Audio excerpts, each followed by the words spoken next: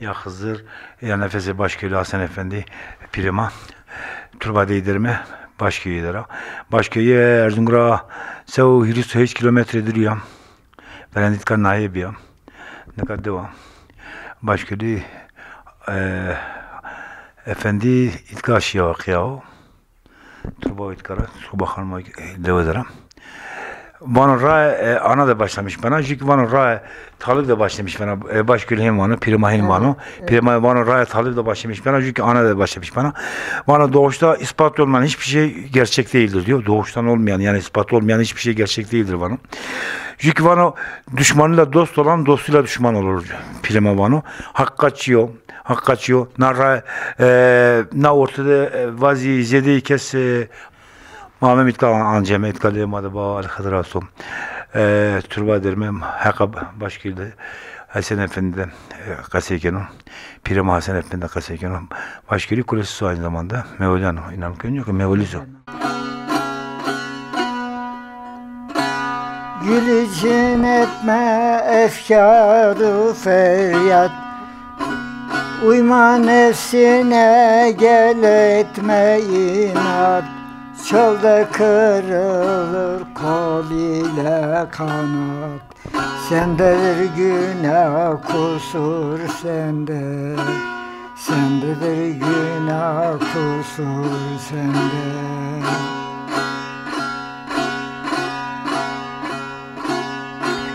Derdin varsa ara kimdedir ilacı.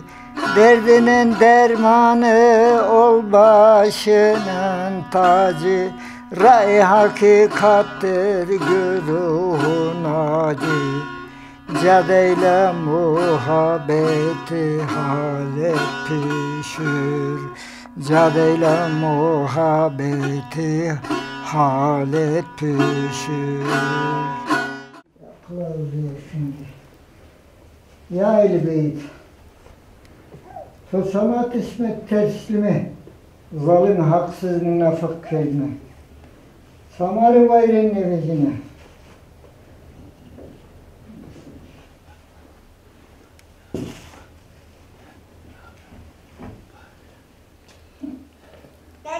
Bismillah Allah. Piro tevarruk oynuyor ki. Tebarruk evet. Ayka rahatsızlığı ve tayinleri sıfır. Evet.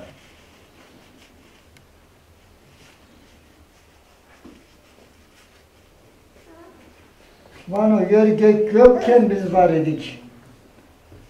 Mübarek efendi. Tamam mı? Kelo burnu. Başka? Tamam mı? İki tane daha, bir tane daha var. Bazı tuvaka yer gök hana keçine Vano bir. yer gök yok iken biz var idik. Varın emriyle sır gömleğini giydik. Kılındı nikahımız ebedide ezelerdik. Rahmet deryasından gayrı yok dediler. Adem yokken, hava yokken, dünya yokken, melekler yokken Ehl-i Beyt vardı. Ya ikrar sahibi, ya efendi, ya Ehl-i Beyt, ya Gülüfün Hacı'ya. Fatma anamızın cennetteki ismi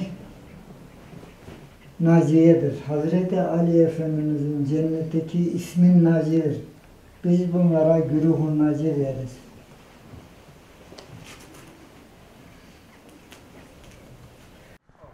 Merhaba. Hayır be selamet. Başköy derme böyle Turba Başköylü Hasan Efendi derme Pirima derme. Tıkama koyturama çırağma. Az primeri ramını gönül yaravını. Ma mimi türbe ziyaret ke. Miyaz pot maaz kurban art sarabırna. Efendime söyleyeyim. İşte Sertan torunu koran mimi. Torunu arnaza. Efendime söyleyeyim. Kurbanı kerde kerde vela smaytka. Ma nazar pot herkes word da kervila. Efendime söyleyeyim. İşte onun için amime nazar. Lona paytka tevarruk öceni söyleniyor ki. Nazar ma amime nazar şu tevarruk cemi söme. Evet. Onu da Osman namı gönüllü tala. Dua ama biat alı. Dua ama da gönüllü ya dua ama bir atalı kes şunu. Katala Ji sol ez, ji sol uza gurna bazı keşkün uza. Başka yedirme. Vere turba efendilerime ama İsmail Kamil Kotramis mi? Ez Doğu Almanya Ramana. Fransa'dan sonra. Aman tatil itka. İşte çıkalma ama. Sevtan tonu kurat. Kurbanı ku. Mak dündamay hizmet akı kerdi. Milletin nunaru. Kavşit. Kaç misamarun pedana söme. Peki her sene yine olat? Eznün ama kam kıte ama perpe vejimi yeme. Almeliye sala almeliye tüli kulüye falan eksene bağıras. Söm bağırı, söm gola hızır, söm hinipil, söm düzgün. Jarmazafi. Ahmet Turba Efendi kurban arda sinyetlarda kurban asma hak kabul kerim. Sağ ol bırak racib torasma kemer sarsma meselemi. Hak racib hak uzun emir sma da sonra ma tantmış keni. Ma kotre Almelerim balabanım. Ez aslında hesana bira pilo. Toramın düngürümünü kurban like yo. Like sünnet kere torun. Kere kore aytay. May khor gurtarta. Kebe kore başkül Hasan Efendi. Hasan Efendi başkoy kere Hasan Efendi bira. İşte kurban tüba. Ak vaz ma darama melmeketana mana mekero. Var der ciran ma ye kote sarık tengo de bakı zavyeç ma khora mega kurban ngam tübi. Ra ma vin mebu. Genç ma zaf değişmiş bir. Ra değişmiş kerde. Ökü khud değişmek var sma zailesma tane az okuma yazmasma nesma gerici. Aslında o ne gerek ra ma muslima ra muslimin kurban ngam tübi. Asimilasyon hastı değiş geldi domanıma. Mektebde ne o hackavuda eğitimde televizyonda ne serkene doman ona kıskek bir değiş geldi. Ya ki değiş bir niye ben? Doğru ama rama yemet sarteni hak evlat hen nasip bira. Sardan ama inancı ku sonsuz o. Roza kızır heniye pil düzgün teberki jar diyar. Herkesin evladan her nasip doman kır. İnşallah elbet dine ben xerhin. Kurban tövbe. Amiri uzka sonu bağırası bir sonu Ya sonra heniye pil sonra heniye pil ki her sene çıkak İstanbul'a bir ser uzar. Her sene gün gola kızır ki sonra bağırı sonra heniye pil. Yani deste ver ama sonra. Ha sonra şefkar esas şefkar o. Ha esas şefkar Hasan o. Ha nikla ki hala min tunjera mu gurtu. Ma teber gurtka. Teber gurt. Ha teber gurt bem dam ciran vazene dam domanu. Zer şeyde film dare. Yema khore inancı ma hakkı ma dira. Zaman ma tayina miş nebem. Kurban to ma inancı kun yardo. Sada tenge ma sa ben olema deskere biyo. Ama ya kızır ya Ya wey bağıra sipe jar kal baba dağ baba songule kurban tabi. May pier gerçek ma khore dev dibim. Khore ma ebedine itqat var. Doktor moto ma ne zantene kanser ne zanten verim ne zanten tansiyon çıkıp seker kolimatiyon ne zantene. Ma khore be ki hak har derdine vas ma khore vurdine ne hoş ne bi. Kurban tabi kora roni torak mal. Man ka insana xelişi aile xelişi aile kurban ka aile xelişi da ciran birani güvenleyemedi.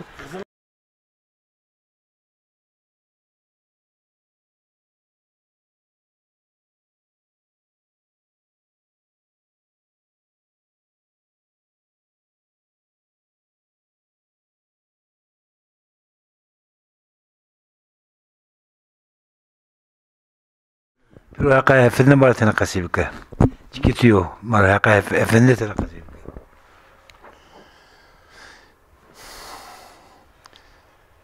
İkram Efendi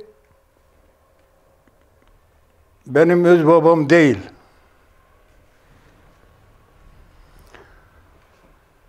Efendinin 11 tane çocuğu var.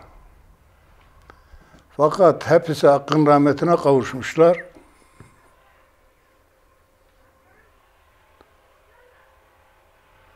Hakk'ın rahmetine kavuşmuşlar. Hepsi vefat etmiş. Ondan sonra da ben dünya yüzüne geliyorum. Diyor ki benim oğlum da budur, yolumu sürecek de budur, benim harimi bilecek de budur. Ben kalktım Hasan Efendi'yi baba gördüm. Annemi görmedim. Babamı gördüm ama annemi görmedim. Ondan sonra da kalktım üviyetim de onun üstünde. Her şeyim, her neyim varsa Hasan Efendi'nin üstünde. Ben onun manevi oğluyum. Adını Hasan Efendi Efendimiz'e söyleyeyim. Bu dağ demedi gezdi, bu taş demedi gezdi, bu Dere demedi gezdi her yerde efendim Gölü'nde yaz kış kaldı, beraber kaldık, beraber yürüdük, beraber gittik, beraber geldik. Ne söyleyeyim sen ne anlayasın? Daha çok söyleyecek işlerim var. Ne söyleyeyim size? Ne söyle? Çivardın, çisimitini baba. Roza imamı da çekerdin, roza kızı da çekerdin. Yok yavrum. Bir sene günü gününe ekmek yemedi. 1. 6 ay yemedi. 2. 4 ay yemedi. 3. Anladın? Yemedi. Ondan sonra gitti Ağırgöl geldiğinde Ağırgöl Dağı'nda kaldı. Ben de beraber kaldım. Gittim geldim. Ben onun yaptılarına söyleyemem yani. Çünkü kimse inanmaz, bilmez. Anladın? Sorun bir şey varsa söyle. Ne diyordu taliplere? Ne diyordu? Kendi Alevilere ne diyordu? Ne diyordu? Diyor ki sahipsizlere sahip çıkan olmadı. Sahipsizlere sahip çıkan olmadı. Anladın? Düzgün gibi bizzat. Ağırgöl gibi bizzat. Hazreti Ali gibi bizzat. Gerçek olanı bizzat. Mesela niye bu iyi kötü birbirine katmışlar da efendim herkes onlarda medet umuyor. Bu medet hiç yok mu? Hiç bize bunların medeti hiç bize gelmeyecek mi? Acaba nasıl olacak? Ne olacak? Kime yalvaracağız? Gelsin Ehl-i Beyt'i kurtarsınlar, bizi kurtarsınlar biz. Ayrım gayrım bilmezdik. Kimseyi aşığı bilmezdik. Herkes kendine göre insandır. İnsanda ayrım gayrım biz efendi ayrım gayrım yapmazdı, bilmezdi ama kıymeti bilinmedi işte. Ne desen. Pirim şimdi biraz inancı değiştirmişler. Eskide daha farklıydı. Smakuresane yani. Ben de pük kalik esma. Makurem. Kalik ema 7. İmam Musa-i Kazım. 7. İmam Musa-i Kazım. Musa-i Kazım evlatlarından, torunlarından Mahmud-u Heyrani.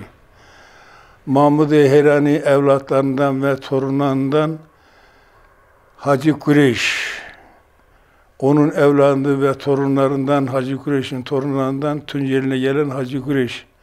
Hacı Kureş'in evlatlarına, torunlarından Gali Ağa, Gali Ağa'nın evlatlarından, torunlarından efendim söyleyeyim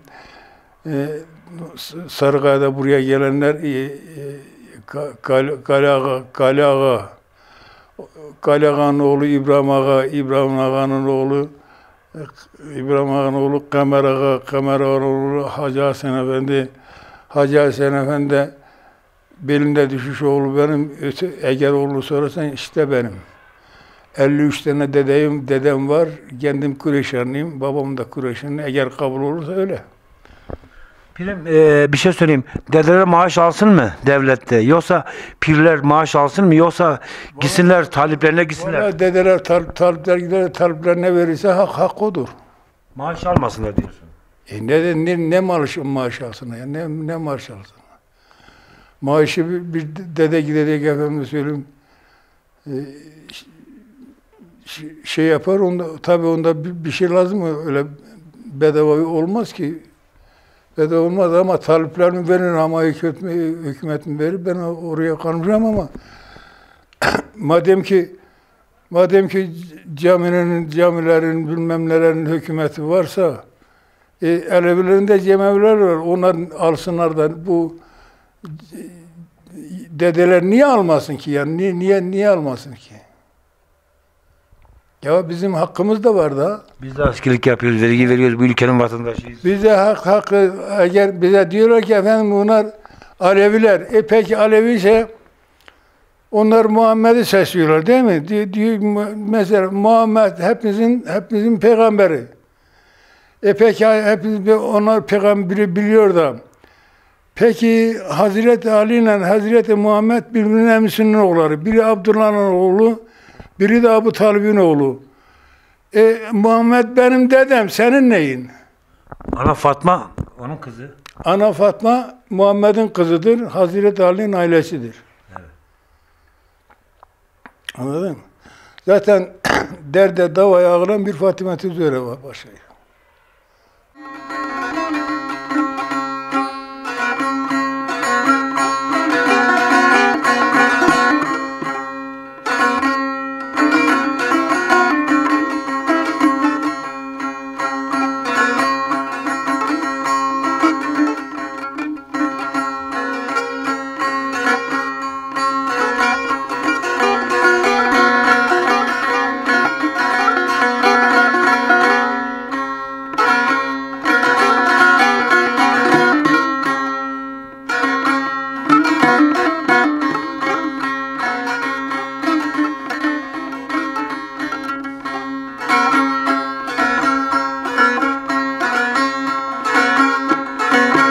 Mekan tutum ağır güldür yurdumuz.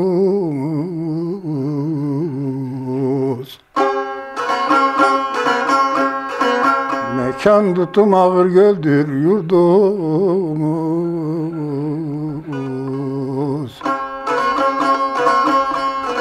Sildik içeride kalmadı kurdumuz.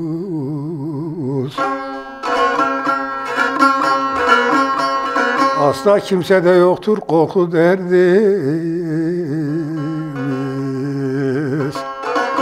İkrar iman yoldaşımızdır bizim. İkrar iman yoldaşımızdır bizim.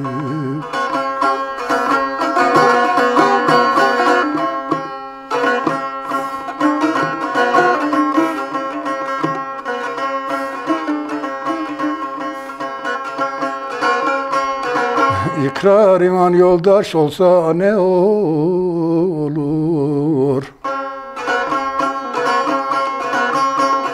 Dünya ehli beyte cadde olur, yol olur.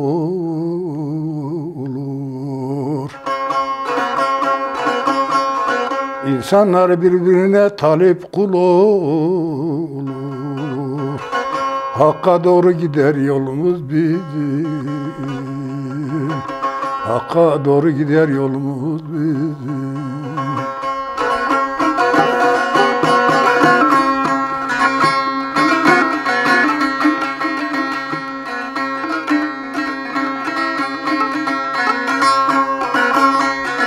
Hakka doğru giden ikrar imandır.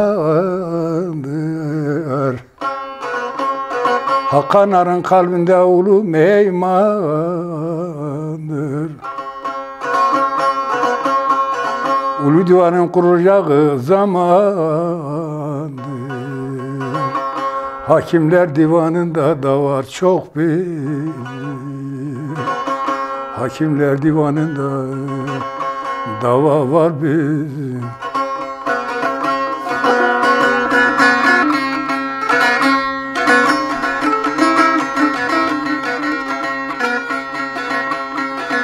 Hakimler hışmında titrer dağıyla daşlar.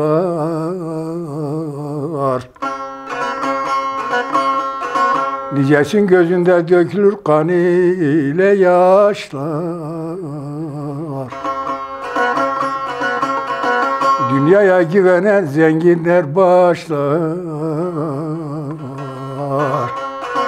Dünyayı alma gibi atacak kuvvet var bizim. Ali gibi Şahi Merdan var bizim. Dünyaya atacak kuvvetimiz hakkın emri rızası.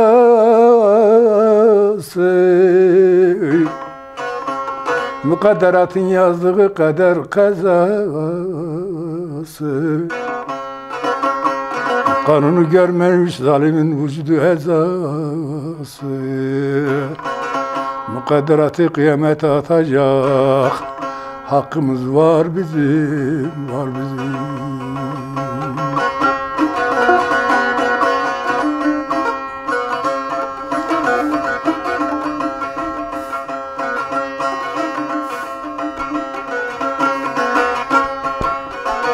Ağır gölü mekan tuttum, yaz kış oturdum. Ak defteri, kara defteri getirdim. Hesapları gördüm, tamam ettim, bitirdim. Malları sahiplerine vermeye emir var bizim alim.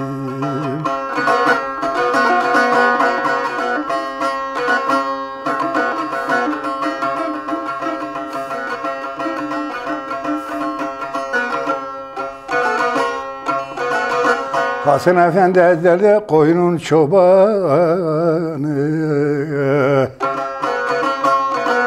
Ağırgöl'de kurarlar ulu divanı.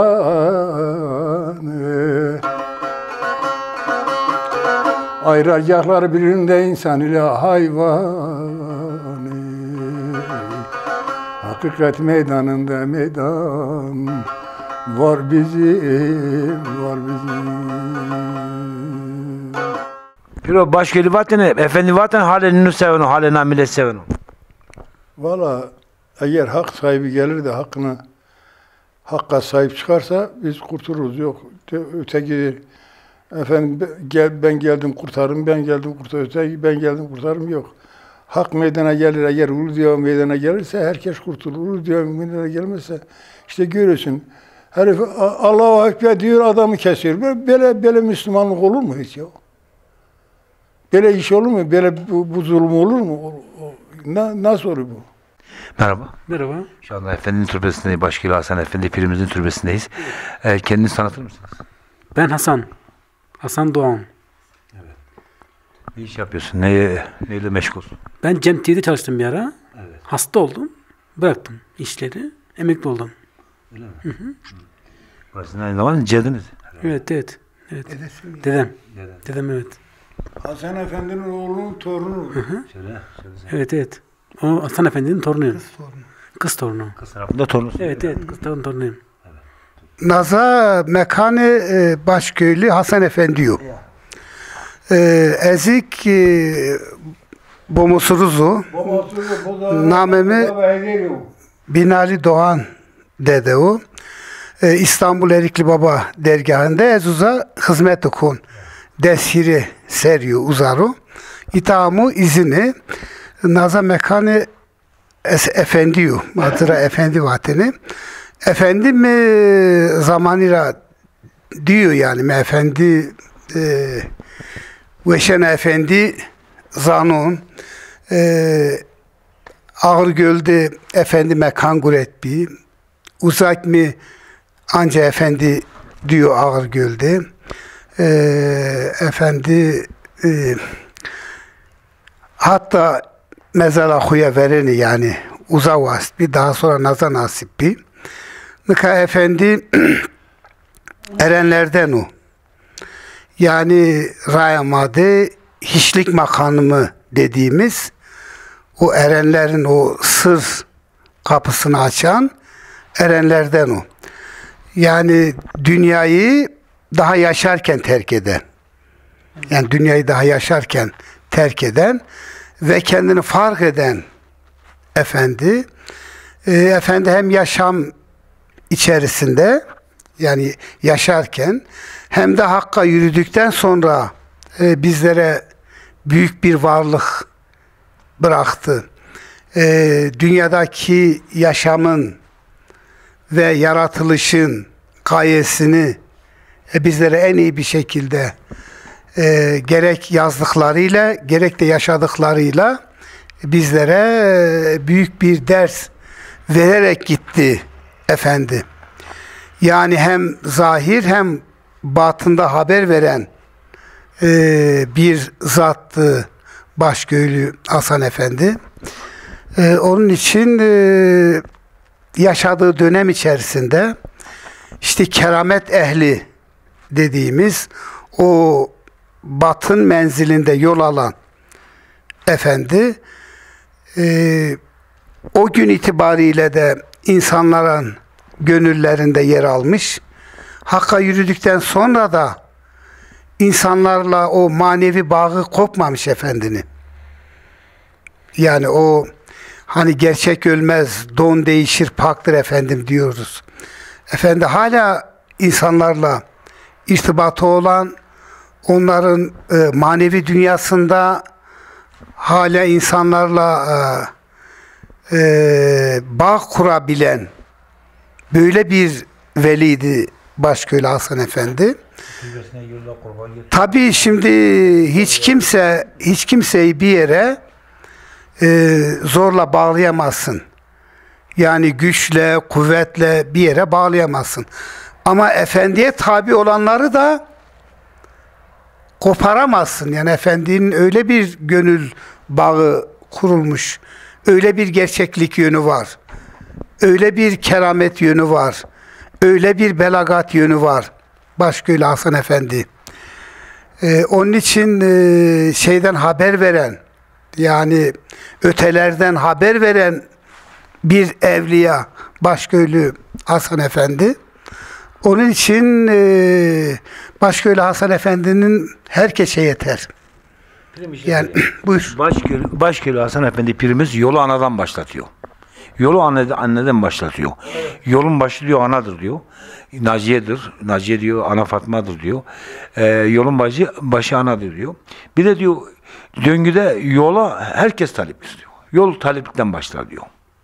Yola taliplikten başlıyor. Şimdi Alevi inancında yer gök yok iken biz var idik diyor. Yani bu zaten bütün dini kitaplarda da bu var.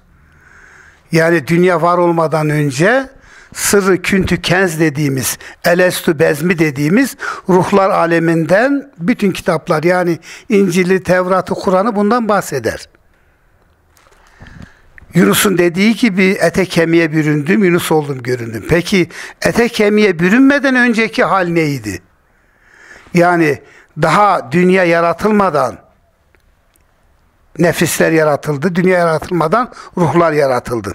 Elestü bir Rabbi kim? Ben sizin Rabbiniz değil miyim?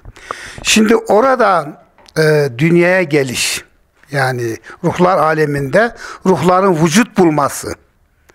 Bunları en güzel bir şekilde anlatan Başköylü Hasan Efendi'dir. Bu zaten Alevi dünyasında yer gök yokken biz var idik diyor Başköylü Hasan Efendi. Bu zaten inancımızın temelinde bu var. Kubbe-i Rahman'da yer gök yokken Kubbe-i Rahman'da başında taç Muhammed Mustafa, belinde kemer Aliül Mürteza, kulaklarında küper şeperle şüper dediğimiz Hasan ile Hüseyin olan Ehli Beyt vardı. Fatıma ana orada anaydı. Yani işte o büyük doğurgan, o büyük ana, yani kainatın anası Fatıma anadır. Ve de oradaki yani ilk ismi de Naciye'dir. İnsanoğlunun varlığı Adem Ata ilk insan olarak kabul edilir. Havva ve Adem'den insan neslinin türediği kabul edilir. Böyle bilinir. Ama orada bir Naci ve Naciye olayı var. 73. fıkra. Tabii Naci ve Naciye olayı var. Güruh-u Naci dediğimiz Naci ve Naciye olayı vardır.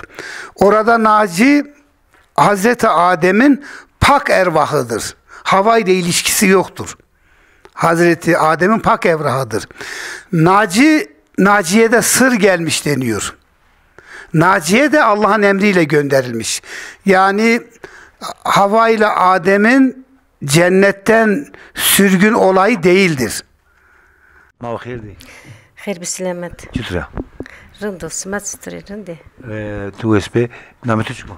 ألف Aytka turba kal kesiyor. evet kal kemini. Kase bir kemal tabi. Şimdi Efendi kal kesiyor. evet kal kemini Evet. biz onun yaşadığı sürece biz küçüktük.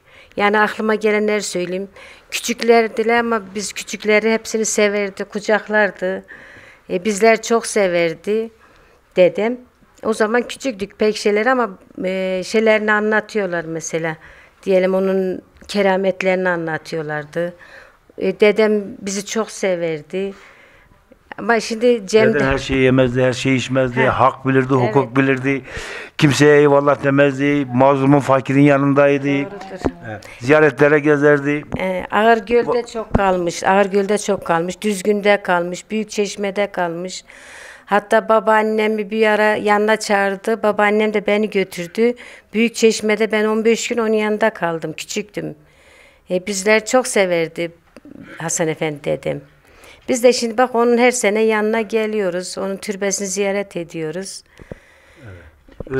Öz torunları değilsiniz. Yani Benim dedemin 11 tane çocuğu olmuş. Hepsi de Hakk'a yürümüşler. Ama dedem kendi eliyle defnetmiş hepsini. Ondan sonra babamın da annesi, babam 2 yaşındayken annesi vefat ediyor. Babamı işte Hasan Efendi dede alıyor, kendine oğul ediyor. Kardeşinden alıyor. Evet. İsmini de söyle. He. Babamın ismi Kamer ama ağa dede diyorlar. Evet. İşte öbür dedemin ismi de Hüseyin. Biri Hasan Efendi dedenin küçüğü Hüseyin. Evet. O Hüseyin Paşa dedenin hanımı ölünce Babaannem ölünce babam yetim kalıyor. Dedem de öbür dedem de bakamıyor ama Hasan Efendi dedenin eşi olduğu için, çocuğu da olmadığı için babamı götürüyor, büyütüyor, kendi oğul ediyor. Babam da küçük olduğu için onu kendine baba biliyor. Evet. Ama babam yine de hakiki babasının üstüne yazılı. Yani Hasan Efendi dede yine de onu kendi üstüne de yazmıyor. Ama babam yine kendi öz babasının üstüne yazılı. Evet. Ama Hasan Efendi dede babamı işte kendi oğul etmiş. Benimsemiş, çok sevmiş. Babaannemiz de bizi çok severdi. Biz hiç bilmezdik ki bizim babaannemiz yani övey, öz. Biz bilmezdik. Yani babaannemle uyurduk. Onunla beraber evde bayağı bir şey. Annemin ismini verirdik, ona anne derdik. Biz annemizin ismini Hatice derdik ama ona anne derdik. O da benim kızım, ikisi de benim. Ona anne derdik biz. Evet. Roze Kıdırız çekiniz mi? Hızır orucunda dedem orada babama derdi, ağam derdi, biraz saz çal da bunlar böyle bir sobanın dört bir tarafında semah dönsünler. Ablam, ben, bir kardeşim vardı. Sobanın etrafında Hızır'da babam çalardı semah, biz semah dönerdik. Babamın zamanında. Muharrem ayında da anneme derdi ki, Muharrem'in 7'sinde derdi ki, Hatice'm derdi, birkaç tane kız çağır da Kasım'ın düğününü yapalım derdi Muharrem orucunda. Muharrem 7'sinde annem tabi ablalarım çağırırdı köyde genç kızları. Muharrem orucunda biraz böyle ilk önce böyle bir sıra tutar oynar gibi yapardı hani düğün diye. Ondan sonra öyle de sonra da otururdu ağlardı Kasım şehit olduğu için. Onlara hep şahit olduk biz. Onları gördük dedemde yani dedem gibi birisi daha dünya yüzüne gelmez herhalde.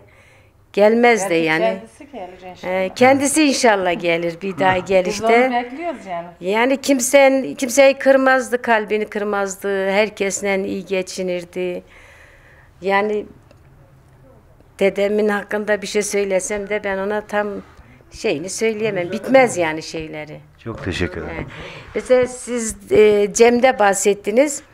Eskide tabii ki öyle şimdiki gibi diyelim Türkiye'nin dört bir tarafında bir Cem evine gelen insanlar var. Ama eskide öyle değildi. Bir odanın ortasında bir Cem yapardılar. Köylü toplanırdı. Herkes birbirini tanırdı. Ama babaanne, deden yanında ana oturabilirdi. Ama şimdiki Cem evlerinde ben ananın Cem yapmasını, orada oturmasını tabii ki ben de istemem. Ama eskide evlerde oturuyorlardı. Mesela dedenin yanında ana otururdu. Elini öperdiler, ip bağlardı. Ama şimdiki Cem evlerinde Cem yapmalarını ben zaten şimdi Cem evinde oturan dedeler Cem'e gelenlerin %90'ını tanımıyor. Çünkü talibi değil. Ama eskide suçlu mudur, suçsuz mudur? Biri Amasyalı, biri Tokatlı, biri Erzurumlu, biri Erzincanlı. Onların zaten talipleri değil. Zaten talipleri olsaydı bir yılda bir onların evine giderdi. Onların kapısına giderdi, köyüne giderdi. Küskünleri, dargınları barıştırırdı. Sonra cemaate alırlardı. Şimdi öyle bir şey yok. Köylüler geldiği zaman birbirini tanıyordular. Yani suçlu da, suçsuz da, ikrarlı olanlar, müsait olanlar, birbirini tanıyanlar orada dede Cem yapardı. Ana da yanında otururdu. Ama şimdiki Cem evlerinde ananın oturması yani çoğu zaman da bence İyidir. Bence oturması lazım. Ben bunda bu fikirden yanayım.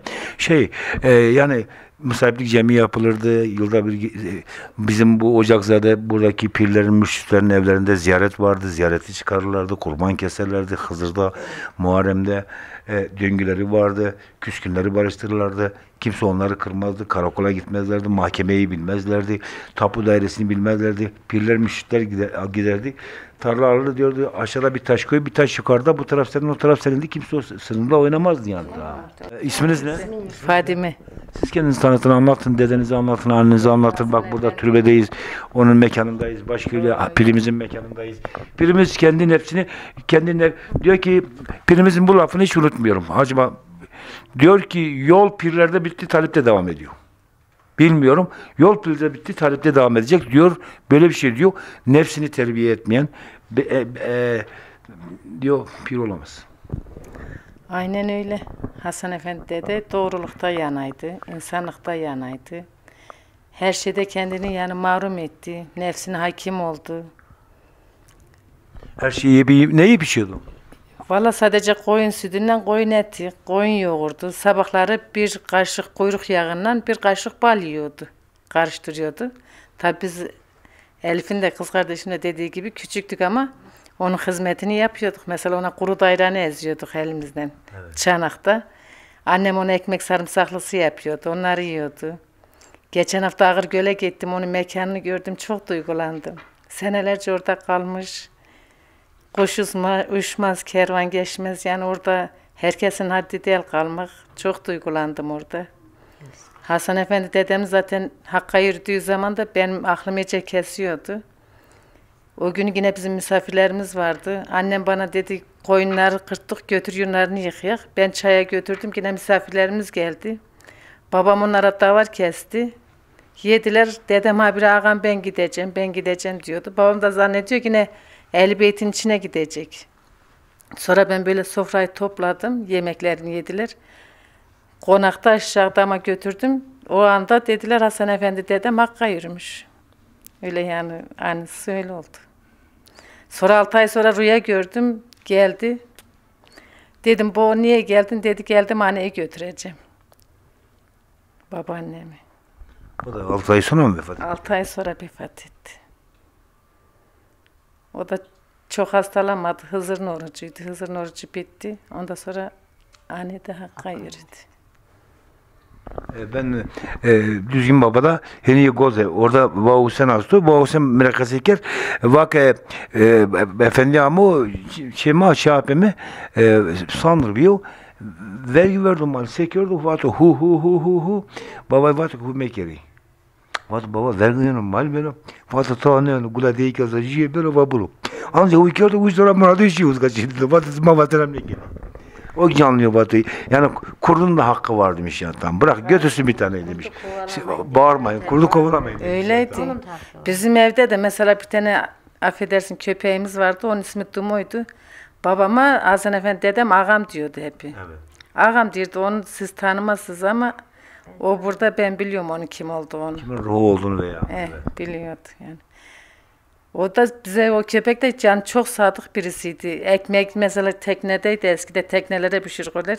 Gider o teknenin yanında yatır da hiç ekmeğe dokunmuyordu. Bizim araziyede bir malımız davarımız kalsaydı onun başını bekliyordu.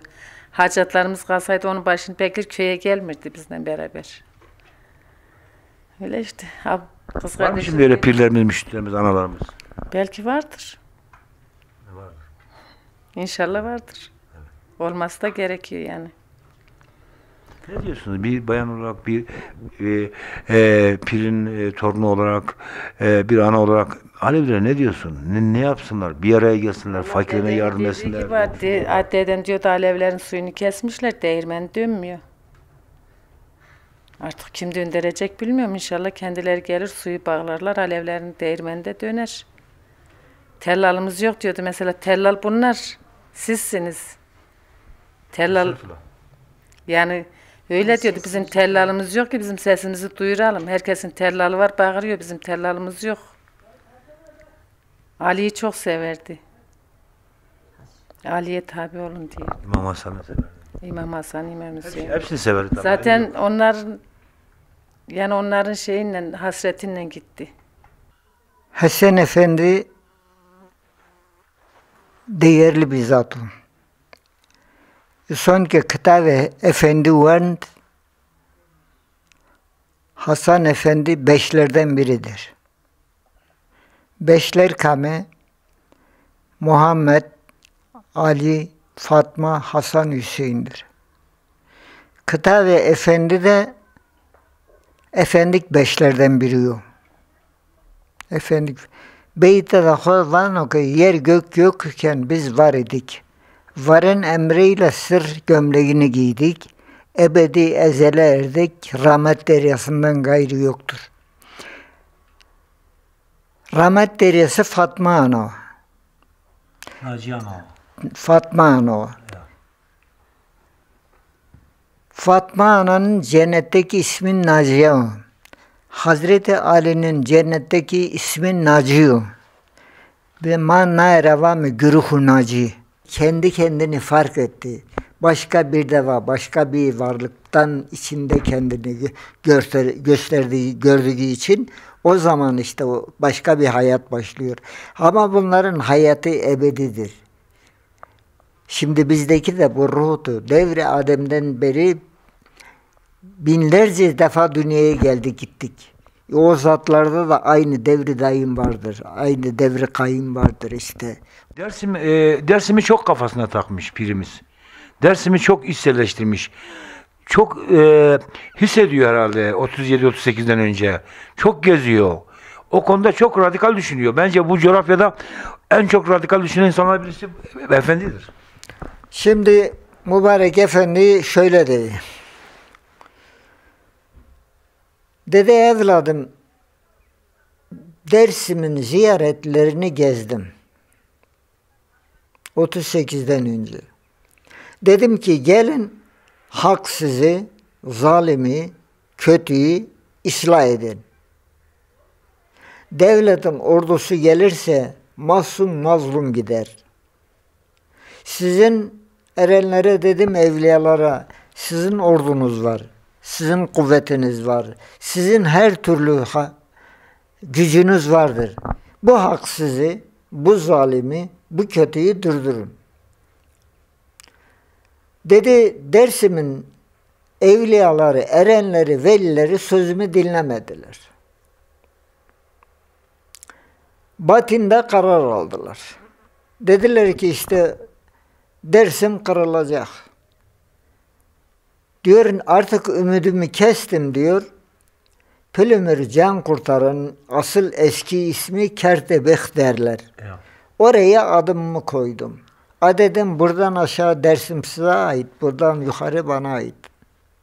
Oradan yukarı hiç kimse burnunu kanamadı. Oradan aşağı devletin ordusu geldi. Büyük bir zulüm oldu Dersim'e.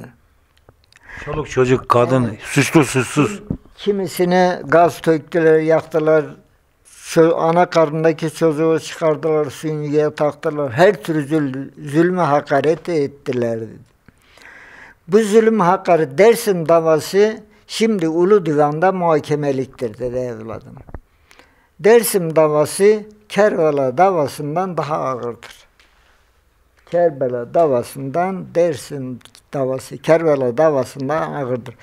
Bir gün gelecek Ulu Divan'da bu dava görülecek ama Dersim'deki ziyaretleri mesul tutuyorlar bu davadan. Bu davadan. Vekili İmam Ali diyor, ben miyim diyor sonra.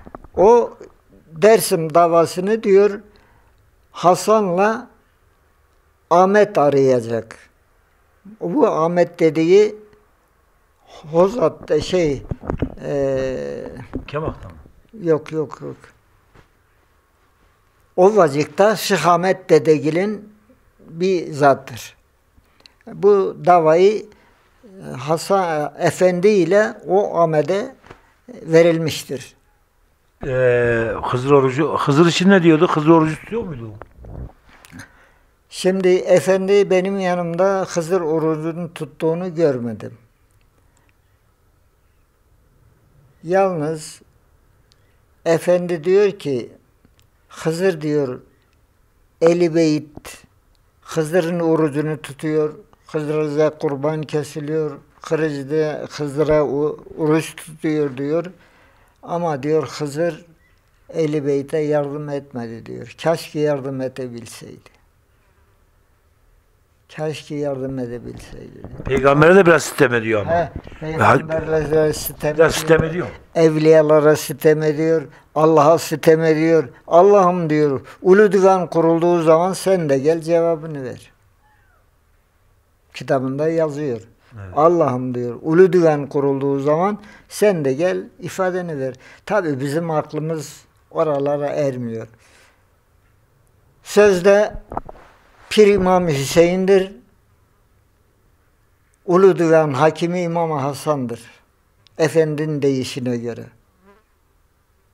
Peki kanun mu üstündür? Pir mi üstündür? Kanun elbette üstündür. Başköy'deyiz. Başköy'de türbenin orada cemevi var, türbe var. Bir de köyün içinde cemevi var. Başköy eskiden haymış. Çok büyük bir yer. Nüfusu çok fazlaymış eskide. Şimdi köy statüsündeki köyün içindeyiz. Merhaba. Merhaba. Adın ne? Ege Öz. Ege, burada mı kalıyorsun yoksa? Yazları buraya geliyorum. Kışları İstanbul'dayım. Öyle mi? Evet. Arkadaşların geldi mi? Arkadaşlarım var. Var değil mi? Evet. Bugün de yarın da kuzenim geliyor. Evet. Okula gidiyor musun? Gidiyorum. 7. sınıfa gidiyorum. Zanamazana. Kürtçe biliyor musun? Yok. Bilmiyorsun değil mi? Evet. Peki burada zaman nasıl geçiyor?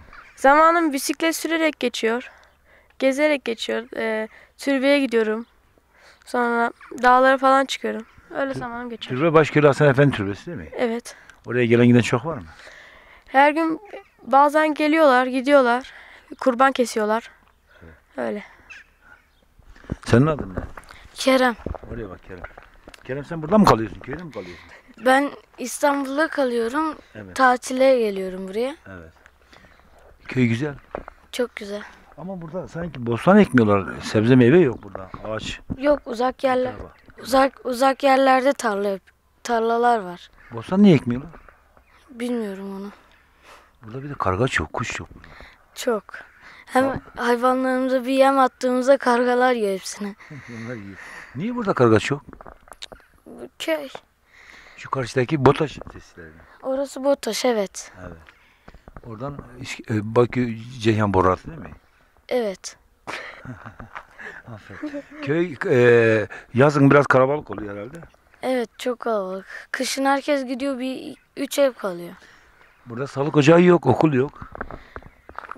Uzak Çayırlı'da var yani. Birisi hastalandığı zaman Çayırlı'ya gidiyorsun değil mi? Evet.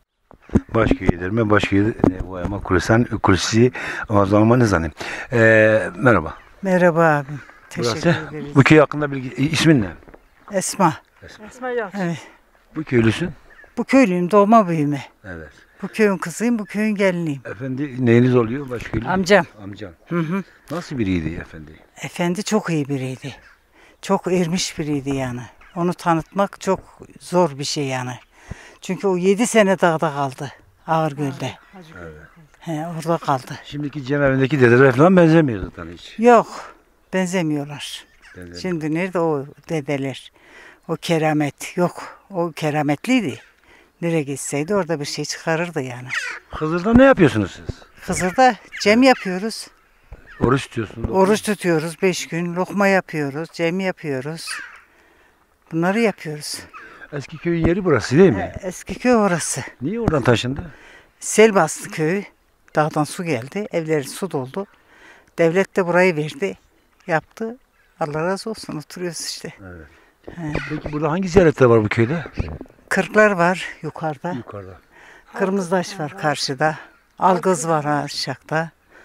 İşte onlar. Türbe var, Hasan Efendi Türbesi. Yedi göller var. Yedigöl, Karşıda Ağırgöl var.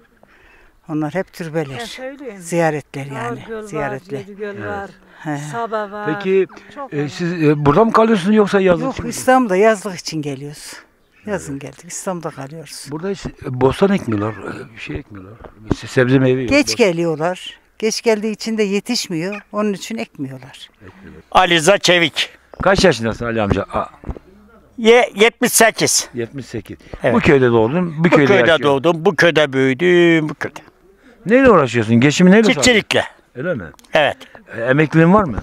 Yok, hiçbir şey yok. Benim ismim Hasan, soyadım Işık. Bu köylüm. Çubuoğlu'gildeyim. Arıyla eşretliyim. Aslımız da Tunceli'nin, Plömör'ün Pardi köyünde gelmeler. Evet. He. Peki sen geçimi neyle yapıyorsun? Ben de geçimi çiftçiliğine yapıyorum. 5-10-20 senedir de yaklaşık hocalık ediyorum. Malalık yapıyorsun yani tabii. He. Ölüleri yıkıyorsun, kaldırıyorsun değil mi? Yıkıyorum da, kaldırıyorum da. Merhaba. Buyurun, merhaba. Siz de efendinin akrabasınız, Kureşanlısınız. Akrabayız. Efendi dedemiz gelir, Kureşanlıyız, amcamız, kaynanamın öz amcası. Evet. Evet, ondan sonra ben yaylanın kızıyım, buranın geliniyim. Öyle mi? Yukarı yaylanın kızıyım, evet. Siz burada eskide yaylaya çıkıyor muydunuz? Eskide çıkıyormuş. Biz yok yani bilmem burada çıkıyorduk. Biz çıkıyorduk. Köyümüzde yödgelerin altına çıkıyorduk. Evet. Yödgelerin altına çıkıyorduk. Ondan sonra biz İstanbul'a gittik. Şimdi kimse gitmiyor. Gitmiyor şimdi. Şimdi şafaklara vermişler. Yukarıda duranlar şafaklar değil mi? Evet, şafaklar. Burada gerçi hayvan besleyen vardı ama yeterli değil herhalde. Az besliyor. Az besliyor, evet. Merhaba muhtarım. Merhaba, hoş geldiniz. Hoş bulduk. Kameraya bak. Hoş geldiniz. Nasılsınız, iyi misiniz? Teşekkür ederim. Siz sormalı. Siz nasılsınız? Buraya geldiğiniz için çok teşekkür ediyorum. Sağ olun muhtarım. Bu Başköy kaç hane? Eskide kaç haneymiş Başköy? Vallahi eskide 120 hane. Evet, oraya kameraya. 120 haneymiş Başköy. Evet. Nahiyeymiş. Buranın nahiye müdürlüğünü rahmetli Hasan Efendi yapmış. Evet. Burada bizim askeriyede ketibimiz var. Katip Mustafa derler. Yani bizim burada onlardan sonra o zaman da çok tahsilli. Mesela Hıdır Koç varmış. Çok tahsilli. Yani böyle temelinde Başköy'de yani hep ünlü insanlar çıkar. Kaç hane şimdi? Şimdi 60-70 ev oluyor yazın. Kışın bu ona düşüyor. Evet. Evet. Kışın ona düşüyor ama yazın 60-70 ev oluyor. Sizin bu köyün etrafında hangi köyler var? Bir onların isimleri söyle. Mesela Çiğhoroz var. Esendoruk var. Yaylalar var. Yaylakent, Sarıgüney. Bu tarafta Gelengeç. Büyük Gelengeç, Karso Gelengeç deriz. Evet. Diğer tarafımızda Kelç'te bağlı Obalar Köyü var. Obalar Köyü değil mi? Evet. Dağın arka tarafında. Evet. Orası Obalar Köyü. Evet. Yani köyümüz çok güzel. İnsanlarımız çok güzel. Sonra kültür olarak, tahsil olarak hep okuyorlar. Doktorumuz var, mühendisimiz var, avukatımız var. Evet. Yani köyümüz çok iyi. Ben de bu dönem muhtar oldum. Burası köyün cemevi. Burası cemevi. Burayı benim rahmetli kardeşim muhtarlık yaptı 2 dönem. O başlattı. Neydi ismi? Haydarcan. Allah rahmet eylesin. O başlattı. BOTAŞ'ta biraz paramız vardı. Ondan başlattı. Sonra sağdan soldan yardım alarak en sonunda da köyün derneği kuruldu. Dernekte geldi, tamamladı. Şimdi senede 1-2 kez cem yapıyoruz.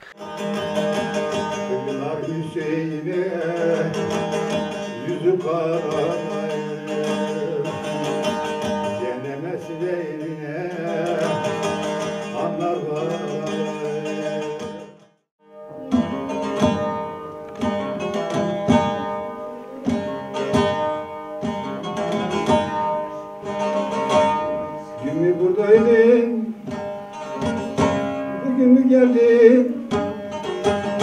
Ağlama garip garip, bağrımı derdin. Dostumdan ayrıldım, burada mı kaldım? Ya da bir avurdu, çekil durmamı, çekil durmamı. Git durmam git de, dağlar dumanlı, benim çekeceğim ikrar imandır.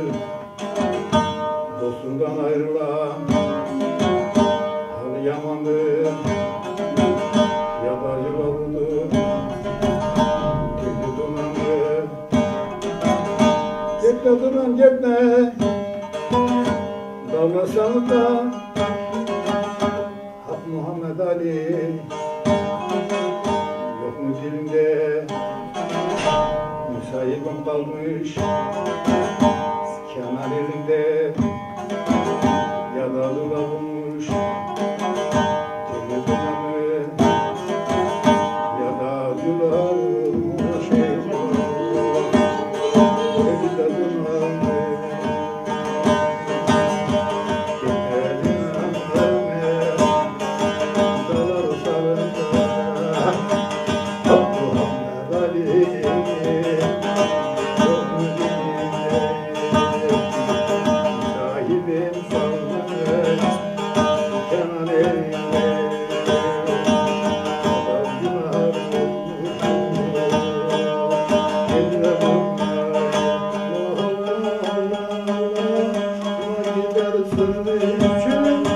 Bağışlasın susun, zahireyine uçuyor, Ali Rahman gidelim, Rahman gidelim, gidelim yollarına, köylerden yerine, kim olmaz.